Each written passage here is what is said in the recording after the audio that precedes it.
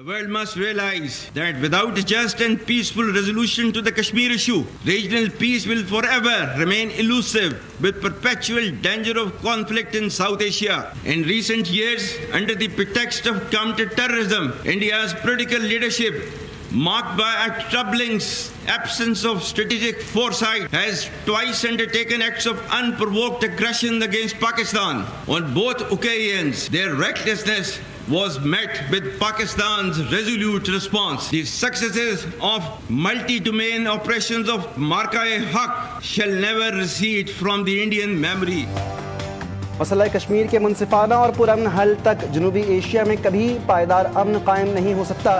بھارت مورکہ حق کبھی بھولا نہیں سکے گا، کسی بھی قیمت پر اپنی دھرتی کے تحفظ کے لیے تیار ہیں۔ دہشت گردی کے خلاف جنگ کو منطقی انجام تک پہنچائیں گے۔ فیلڈ مارشل عاصم منیر کا دو ٹوک پیغام۔ پاسنگ آؤٹ پریڈ کی تقریب سے خطاب میں فیلڈ مارشل نے کہا، آج پاکستان خطے میں نیٹ ریجنل اسٹیبلائزر کے طور پر جانا جاتا ہے۔ بھارت اپنی فوجی طاقت، قوم پرستی، جعلی اسٹریٹجک اہمیت سے سیاسی فوائد چاہتا ہے۔ اگر دشمن سمجھتا ہے کہ پاکستان خود مختاری پر حملے کو برداشت کرے گا تو یہ ایک خطرناک غلط فہمی ہوگی۔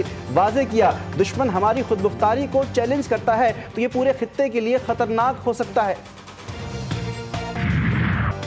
پاکستان نیول اکیڈمی میں 123ویں مڈ شپ مین اور 31ویں short service commission course commissioning parade. Field marshal Syed Asim Munir کی بطور مہمان خصوصی شرکت۔ نیول چیف ایڈمرل نوید اشرف نے فیلڈ مارشل کا استقبال کیا، گارڈ آف آنر کا معائنہ کیا، چاقو چوبند دستے کی سلامی۔ کورس کی کمیشننگ ٹرم میں 127 مڈ شپ مین شامل تھے۔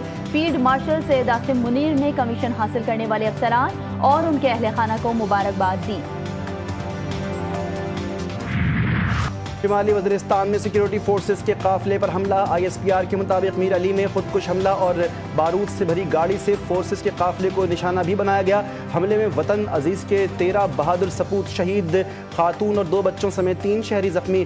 قافلے کے آگے موجود دستے نے بروقت کارروائی کرتے ہوئے ناپاک منصوبے کو ناکام بنا دیا۔ وفاقی وزیر داخلہ کی دہشت گردوں کے حملے کی شدید مذمت۔ ریسکیو عملہ کہاں تھا؟ لوگ سیلابی ریلے میں پھنسے رہے، اپنی جانیں بچانے کے لیے چیختے چلاتے رہے، لیکن خیبر پختونخوا حکومت مدد کو نہیں پہنچی۔ سوات کے المناک سانحے میں دریا سے مزید 2 لاشیں نکالی گئیں۔ جاں بحق افراد کی تعداد 13 ہو گئی، ایک کی تلاش جاری۔ لاشیں آبائی علاقے پہنچنے پر کوہرام مچ گیا، ہر آنکھ اشک بار۔ 8 افراد کی نماز جنازہ سیالکوٹ کے علاقے ڈسکا میں ادا۔ شہریوں کی بڑی تعداد میں شرکت، علاقے میں سوگ کا سما۔ تانہ سوات خیبر پختونخوا حکومت کی نااہلی کا منہ بولتا ثبوت ثابت۔ خیبر پختونخوا میں پی ٹی آئی حکومت کے 12 سال ناکام حکومت کی بدترین مثال۔ کے پی حکومت نے چند افسران معطل کر کے انکوائری کمیٹی بنا دی۔ ہمیشہ کی طرح خیبر پختونخوا حکومت نے سارا ملبہ چند افسران پر ڈال دیا۔ خیبر پختونخوا حکومت کی نااہلی پر سوات کے عوام کا پارا ہائی۔ وزیر اعلیٰ گنڈاپور کے خلاف شدید نعرے بازی۔ قوم نے وزیر اعلیٰ علی امین گنڈاپور سے استعفیٰ مانگ لیا۔ موت نہیں ہوئی، یہ تحریک انصاف کے نظام کی موت ہوئی ہے۔ ڈی سی معطل کیا ہے، معطل تو وزیر اعلیٰ کو کرنا چاہیے تھا، کہ جو ڈٹائی کے ساتھ یہ کہتے ہیں کہ میرا کام نہیں ہے خیمے دینا، میں خیمے نہیں دے سکتا۔ وزیر اعلیٰ خیبر پختونخوا بیسڈ ایٹ اڈیالہ، جو اڈیالہ میں کیمپ آفس قائم کیا ہوا ہے، کیا خیبر پختونخوا کی عوام نے آپ کو مینڈیٹ اس بات کا دیا تھا کہ آپ ورک فرام اڈیالہ؟ تانہ سوات پر ڈپٹی کمشنر کی بجائے وزیر اعلیٰ خیبر پختونخوا کو معطل کیا جائے۔ گنڈاپور اپنے صوبے میں جانے کے بجائے ورک فرام اڈیالہ کر رہے ہیں۔ وزیر اطلاعات عطا تارڑ نے وزیر اعلیٰ خیبر پختونخوا کو آڑے ہاتھوں لے لیا۔ بولے، علی امین گنڈاپور نے اپنا کیمپ آفس اڈیالہ جیل میں بنایا ہوا ہے۔ سوات میں جو افسوسناک واقعہ پیش آیا اس پر پوری قوم دکھی ہے۔ اس پہ کم از کم ہم سیاست نہیں کریں گے، لیکن بڑا افسوسناک عمل ہے۔ آپ دیکھیں جس طریقے سے 2 گھنٹے سے وہ فیملی چیخ رہی تھی، 2 گھنٹے میں ہمارا ریسپانس یونٹ کہاں پر تھا، آپ کا پی ڈی ایم اے کہاں پر تھا، آپ کی صوبائی حکومت کہاں پر تھی، آپ کے وہاں کے ادارے کہاں پر تھے، کہ ہماری صوبائی حکومت کی ساری مشینری اس وقت اسلام آباد میں موجود ہے۔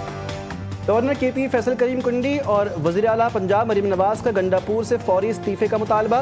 فیصل کریم کنڈی نے کہا، گنڈاپور کے خلاف مقدمہ درج کر کے انکوائری کی جائے۔ وزیر اطلاعات پنجاب خیبر پختونخوا حکومت پر برس پڑی، بولی پنجاب سے لوگ مرنے نہیں سیر کے لیے گئے تھے۔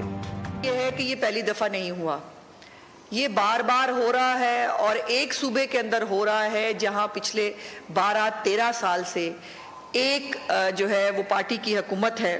ریسکیو بھی جو ہے وہ تب پہنچی جب 8 کے قریب لاشیں جو ہیں وہ پہنچا دی گئی تھی ہسپتال.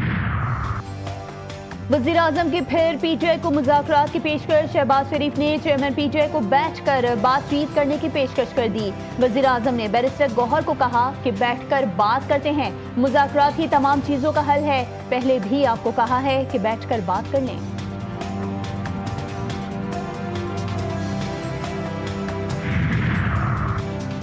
پاکستان نے معاشی استحکام کی دوڑ میں دنیا بھر کو پیچھے چھوڑ دیا. بلومبرگ انٹیلیجنس کے مطابق پاکستان میں ڈیفالٹ رسک میں 12 ماہ کے دوران 11 پوائنٹس کی نمایاں کمی ہوئی, جو اب 47% رہ گئی ہے. یہ کمی ابھرتی معیشتوں میں سب سے زیادہ ہے. اس سے عالمی سرمایہ کاروں کا اعتماد بحال ہو رہا ہے.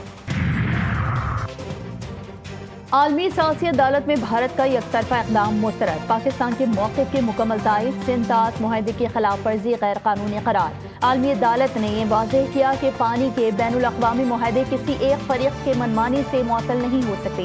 پاکستان نے قانونی فتح کو سفارتی حکمت عملی کی کامیابی قرار دے دیا. پیپلز پارٹی نے پاکستان کے موقف کی فتح قرار دیا. سندھ دریا کے معاملے پر بلاول بھٹو اور فواد چودھری کے درمیان سوشل میڈیا پر نوک جھوک. بلاول بھٹو نے ایکس پر پیغام میں بھارت کے یک طرفہ فیصلے کو بین الاقوامی قوانین کے منافی قرار دیا. کہا سندھو پہ حملہ نامنظور. فواد چودھری نے رد عمل میں کہا یہ پاکستان پر حملہ ہے, سندھ پر نہیں. بلاول بھٹو نے فواد کو احمق قرار دیتے ہوئے کہا انڈس ویلی دریائے سندھ ہی ہے جو پاکستان کا تاریخی ورثہ ہے. ملک کے کئی شہروں میں مانسون بارشیں. پنجاب بلوچستان کے مختلف اضلاع میں دھواں دھار بارش ہوئی.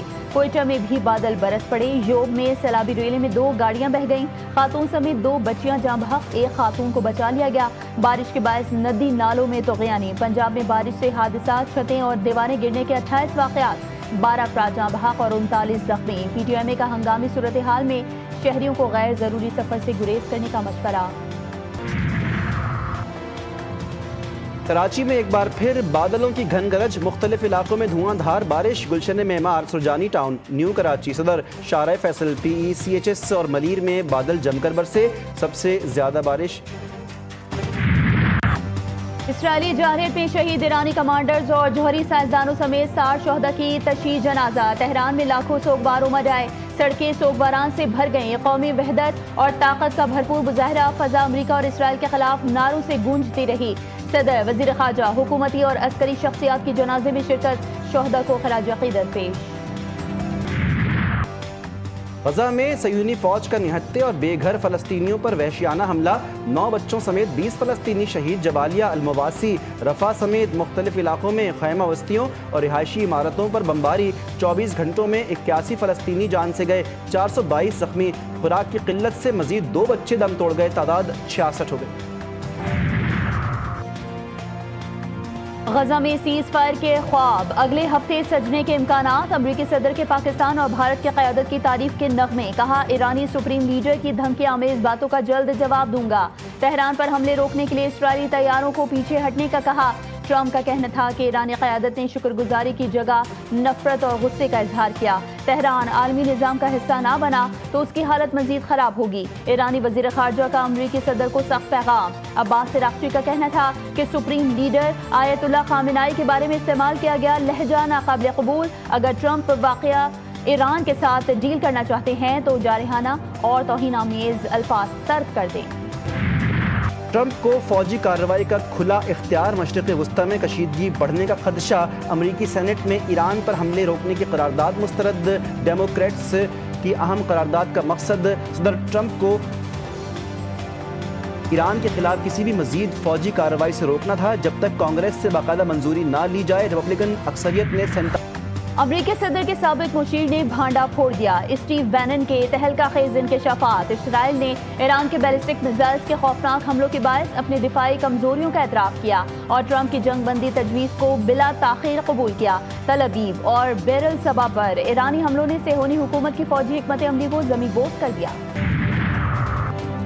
وفاقی وزیر داخلہ محسن نقوی کا اسلام آباد کے NADRA mega centre blue area کا اچانک دورہ. شناختی کارڈز اور دیگر دستاویزات کے حصول کے عمل، شہریوں کو فراہم کی گئی سہولتوں، عملے کے رویے، جدید خودکار نظام کا تفصیلی جائزہ، شہریوں سے براہ راست ملاقات، مسائل کے فوری حل کے احکامات اور نادرا ٹیم کی کارکردگی کو سراہا۔ کراچی میں دماغ خور جرثومے نے ایک اور نوجوان کی جان لے لی۔ کراچی میں نگلیریا سے انتقال کر جانے والوں کی تعداد 4 ہو گئی۔ 17 سالہ نوجوان سید شاہ علی قادری نارتھ کراچی کا رہائشی تھا۔ مریض کا ٹیسٹ 27 تاریخ کو مثبت آیا، اگلے روز انتقال کر گیا۔ یونس سے کراچی آنے والی سنندا یاری گھریلو تشدد اور نفسیاتی دباؤ کا شکار، خودکشی کوشش، عامر اور اس کے والد نے مجھے مارا، میری ساس بھی مجھے بہت برے الفاظ بول رہی تھی۔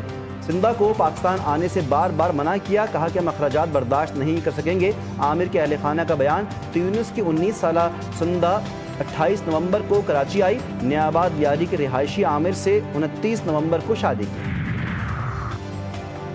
لالچ نے چھین لیا رشتہ، اعتماد اور غیرت کا پردہ۔ 1 کروڑ 6 لاکھ نقدی اور 40 تولے سونے کی چوری کا ڈراپ سین۔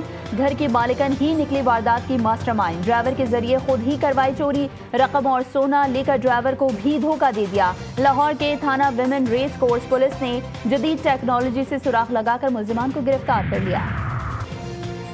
اور اسلام آباد میں سانپ مگرمچھ پالنے کا شوقین نوجوان نہ صرف سانپ اور مگرمچھ پالتا ہے بلکہ ریسکیو بھی کرتا ہے۔